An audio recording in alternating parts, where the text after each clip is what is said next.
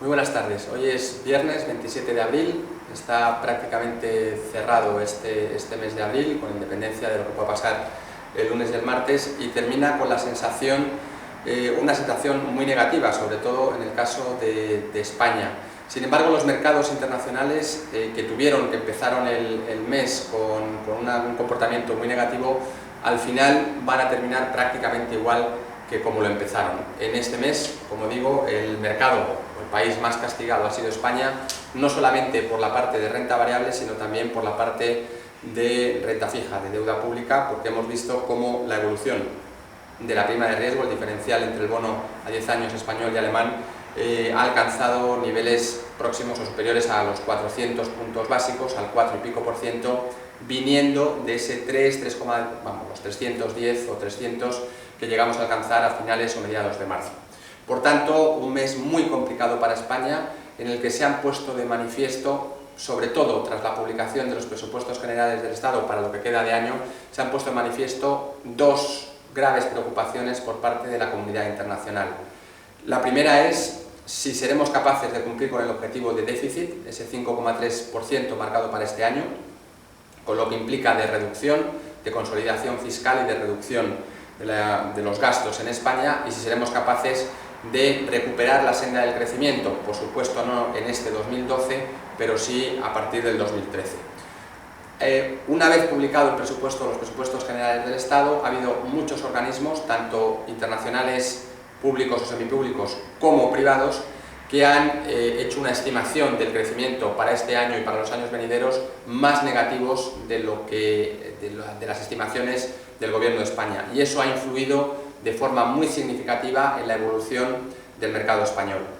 Las dos grandes preocupaciones, al margen de si se cumplirá o no se cumplirá ese objetivo, vienen directamente relacionado con el objetivo del déficit por el lado de las comunidades autónomas. Lo que se preguntan estos organismos internacionales y estos inversores internacionales es si el Gobierno español será capaz de controlar el gasto y, por tanto, las estimaciones de déficit de las comunidades autónomas, por un lado, y por otro lado, si el sector financiero español va a necesitar de dinero público para terminar esa reestructuración necesaria y terminar de limpiar los balances con todo lo que eso supone. Estos son los dos grandes temores que, como digo, están influyendo de forma muy significativa en la evolución de nuestros mercados.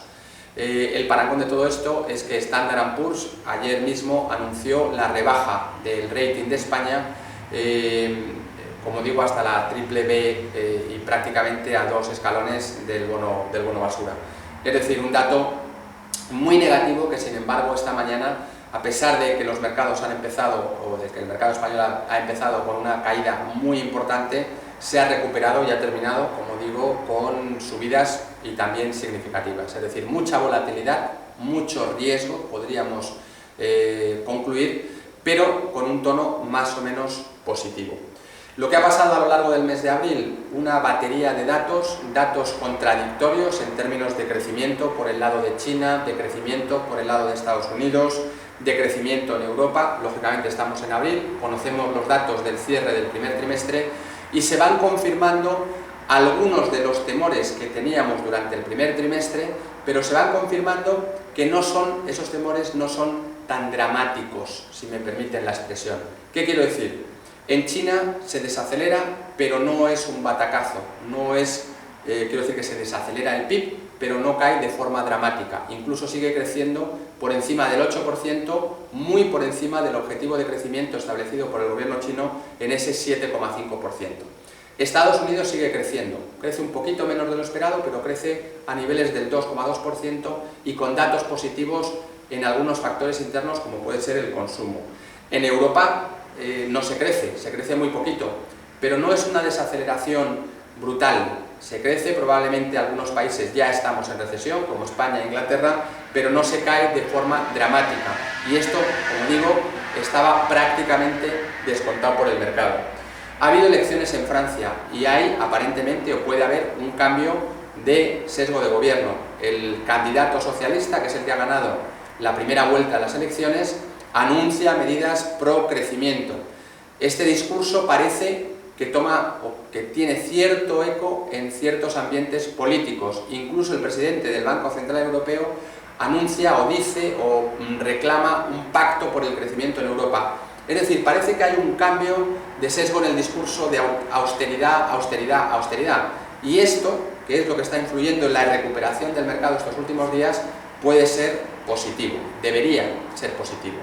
Por tanto, muchos datos mezclados.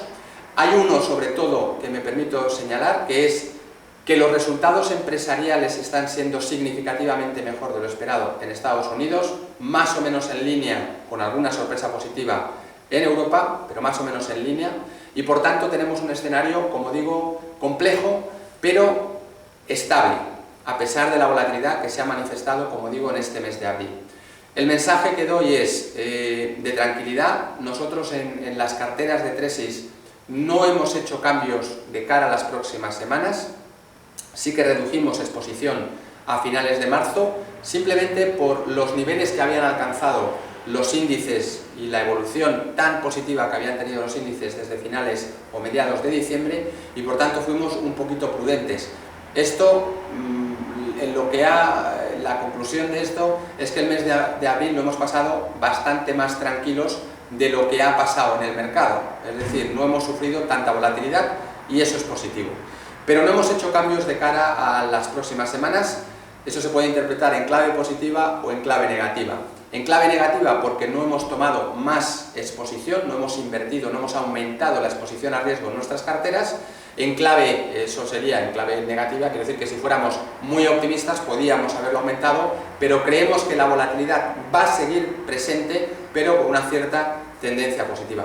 Y la interpretación en clave positiva es que no hemos reducido la exposición más de lo que hicimos en aquel mes de marzo y por tanto estamos tranquilos, sabiendo que va a haber volatilidad y sabiendo que va a ser constante esta tensión en los mercados, entre otras cosas por el protagonismo de España, que creemos, sin embargo, que debería dejar de ser tan protagonista en tanto en cuanto los datos que vayamos conociendo vayan confirmando ese escenario de, por supuesto, desaceleración, pero también en línea con esas estimaciones del Gobierno.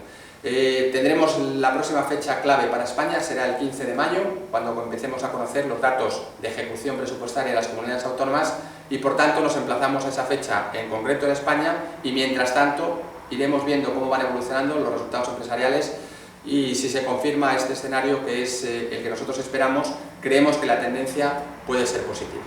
Nada más, muchas gracias.